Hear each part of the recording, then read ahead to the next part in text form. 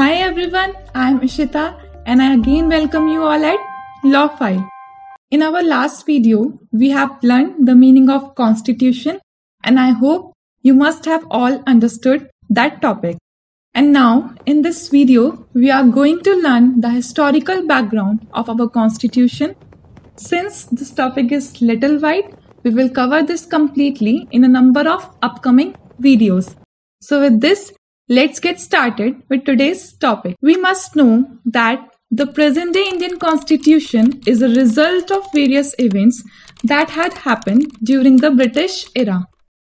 जब Britishers India में rule करने के लिए आए, तो उस टाइम पर उस एरा में कुछ ऐसे इवेंट्स हुए जिन्होंने इंडियन कॉन्स्टिट्यूशन के बनने की नींव रखी. अगर हमें इंडियन कॉन्स्टिट्यूशन की बनने की शुरुआत कैसे हुई और ये अपनी प्रेजेंट डे फॉर्म में कैसे पूरा बनकर पहुंचा, तैयार हुआ, अच्छे से समझना है तो हमें उन इवेंट्स को समझना बहुत जरूरी है जो कि इंडिया में हुए during the British rule. So we need to study those events in a chronological order. So with this start करते हैं with the year 1600, which is known as the year of coming of Britishers in India. The Britishers came to India in the year 1600 as traders in the form of East India Company.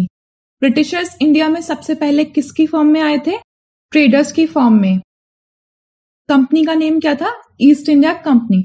So Britishers जब East India company की form में India में आए थे तो उनका soul purpose trading का था, ना कि कोई भी टेरिटोरियल पावर एक्वायर करने का. क्लियर? वो इस इंटेंशन से आए थे कि हम इंडिया में जाकर सिर्फ और सिर्फ ट्रेड करेंगे. क्लियर?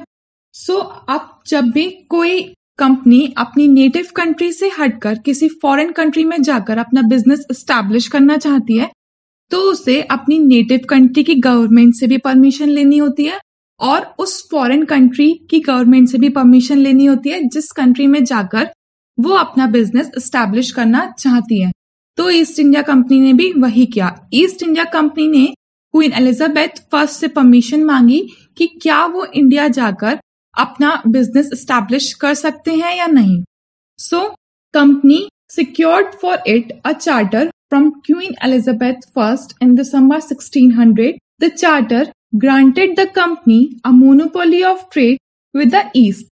क्वीन एलिजाबेथ ने ना सिर्फ कंपनी को परमिशन दी कि yes they can go in East India and they can trade there, बल्कि क्वीन के चार्टर ने कंपनी को एक्सक्लूसिव राइट दिया ट्रेडिंग का with the East India. Exclusive right का मतलब ये कि सिर्फ और सिर्फ कंपनी के ही नेम के अंडर इंडिया के साथ ट्रेड की जा सकती थी बाय एनी ब्रिटिशर. यानी कि कोई भी लंदन का मर्चेंट या कोई भी ब्रिटेन का मर्चेंट अपनी इंडिविजुअल कैपेसिटी में इंडिया के साथ ट्रेड नहीं कर सकता था. तो कंपनी को जो थी वो मोनोपोली ऑफ ट्रेड का राइट ग्रांट हुआ क्वीन के इस चार्टर के द्वारा. Clear? Next point is the company after landing on Indian soil selected Surat for establishing its first trading centre there. अब कंपनी जब इंडिया आई तो उसके पास फर्स्ट टास्क था कोई ऐसा प्लेस ढूंढने का जहां वो अपनी फैक्ट्री एस्टैब्लिश कर सके. तो कंपनी ने सूरत को चूज किया for establishing its first factory there. अब यहाँ पर क्वेश्चन बनता है कि कंपनी ने सिर्फ और सिर्फ सूरत को ही क्यों चूज किया था उस टाइम पर. इसका आंसर ये है कि सूरत उस टाइम पर इंटरनेशनल पोर्ट के तरह से फेमस था पूरी दुनिया में, इसलिए कंपनी ने सूरत को ही अपनी फर्स्ट फैक्ट्री एस्टैब्लिश करने के लिए चूज किया था. लेकिन एज उस टाइम पर मुगल रूल था इंडिया में and emperor Jahangir was ruling Indian soil.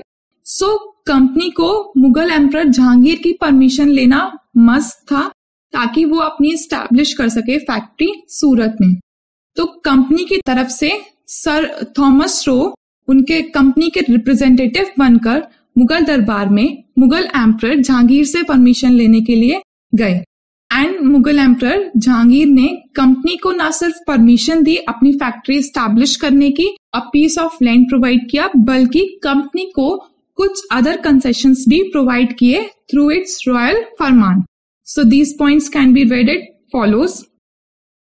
But since there was rule of Mughals in India, the permission of the latter was necessary for the company to establish its first factory at Surat. ये मैंने आपको समझा दिया.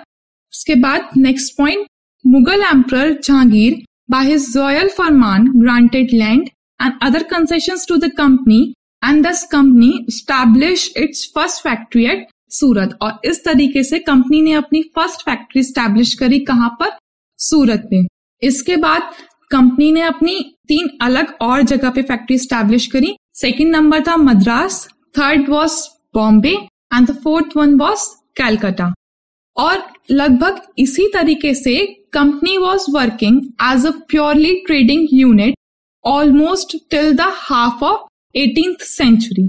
18th century के आधे part तक company पूरी तरह से इंडिया में एक ट्रेडिंग यूनिट की तरह वर्क कर रही थी. और फिर इसके बाद अब शुरू होता है period of gradual disintegration of Mughal empire in India. यानी कि जो मुगल एम्पायर इंडिया को इतना पावरफुली अब तक रूल कर रहा था वो धीरे धीरे खत्म होने की तरफ बढ़ने लगा. ऐसा क्यों हुआ? क्योंकि औरंगजेब जो कि लास्ट स्ट्रॉन्ग मुगल एम्परर था, उसकी डेथ होने के बाद कोई भी स्ट्रॉन्ग मुगल रिप्रेजेंटेटिव था ही नहीं जो कि मुगल एम्पायर को उतना पावरफुली कैरी ऑन कर सकता था उस टाइम पे इंडिया में. So India at that time turned into a battle ground. Why? Because जो भी सेवरल राइवलरी ग्रुप थे वो आपस में लड़ने लगे. क्यों? To establish their control over Indian territory. So इसी सिचुएशन का एडवांटेज उठाया हमारी ईस्ट इंडिया कंपनी ने. ईस्ट इंडिया कंपनी ने रिवोल्ट किया किसके against?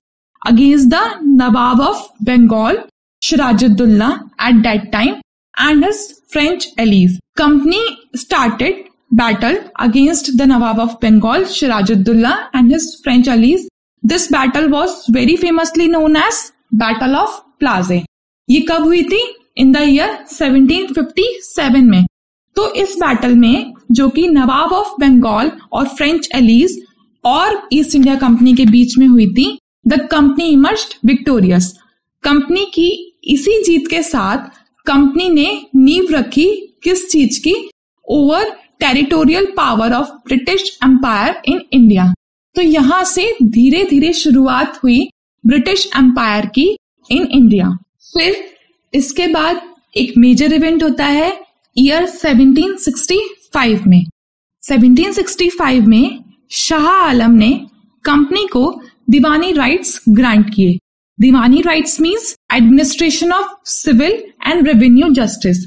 So Shah Alam granted these rights in the hands of company. अब 1765 तक east India company was earning a good amount of profit.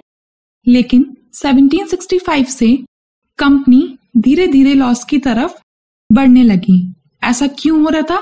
क्योंकि जो कंपनी के सर्वेंट्स थे वो कंपनी को एनरिच ना करके बल्कि सेल्फ एनरिचमेंट में लगे हुए थे, जिसका नुकसान ईस्ट इंडिया कंपनी झेल रही थी. और सिचुएशन धीरे धीरे यहां तक पहुंच गई कि कंपनी को ब्रिटिश पार्लियामेंट जाना पड़ा to demand a huge loan. इस बात ने ब्रिटिश पार्लियामेंट में एक अवेकनिंग कॉल की तरह काम किया. क्यों? क्योंकि ब्रिटिश पार्लियामेंट के मेंबर्स ने ये सोचा कि अब तक जो कंपनी इतना अच्छा अमाउंट ऑफ प्रॉफिट अर्न कर रही थी वो इतनी जल्दी इस सिचुएशन में कैसे पहुंची. दूसरी बात कि कंपनी तो लॉस की तरफ बढ़ रही है लेकिन जो कंपनी के सर्वेंट्स हैं वो दिन ब दिन रिच कैसे हो रहे हैं. तो इस बात ने ये बात रखी कि कहीं ना कहीं ईस्ट इंडिया कंपनी के एडमिनिस्ट्रेशन में कुछ ना कुछ डिफेक्ट्स हो रहे हैं. तो उसी बात का पता लगाने के लिए ब्रिटिश पार्लियामेंट ने एक सीक्रेट कमेटी फॉर्म की इन द ईयर 1772. इस सीक्रेट कमेटी को ये काम सौंपा गया कि वो पता लगाए कि इंडिया में ईस्ट इंडिया कंपनी के एडमिनिस्ट्रेशन में क्या क्या डिफेक्ट्स हो रहे हैं. सो सीक्रेट कमेटी ने इस चीज पर काम किया और अपनी रिपोर्ट ब्रिटिश पार्लियामेंट को सबमिट की। उस रिपोर्ट में सीक्रेट कमेटी ने ईस्ट इंडिया कंपनी के एडमिनिस्ट्रेशन में हो रहे सेवरल डिफेक्ट्स को एक्सपोज किया। साथ ही सीक्रेट कमेटी ने एक सजेशन दिया कि अब ईस्ट इंडिया कंपनी के एडमिनिस्ट्रेशन को ब्रिटिश पार्लियामेंट रेगुलेट करे, जिस सजेशन को एक्सेप्ट करते हुए ब्रिटिश पार्लियामेंट ने अगला एक्ट पास किया, that is regulating act of 1773। So यहां से ईस्ट इंडिया कंपनी के अफेयर्स को कौन रेगुलेट करने वाला था? British parliament. तो यहां से ही हमारी शुरुआत हुई of regulation of affairs of East India company through British parliament. So अब हमारा नेक्स्ट टॉपिक है regulating act of 1773, which I will deal in my next video. So अब मिलते हैं in the next video with this important topic, and that's it for this video. But if there's any question, ask me in the comment section. And if you like what I shared with you, hit the like button. And to stay tuned for my further videos, please subscribe my channel and press the bell icon to get the notifications. Thanks for watching this video. We'll meet you soon in the next one.